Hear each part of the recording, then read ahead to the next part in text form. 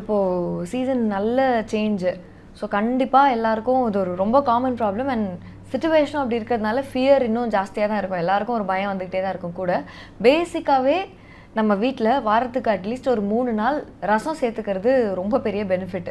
அது பண்ணாலே எக்ஸ்ட்ராவாக ஸ்பெஷலாக ஒன்றும் பண்ண வேண்டிய அவசியம் இருக்காது.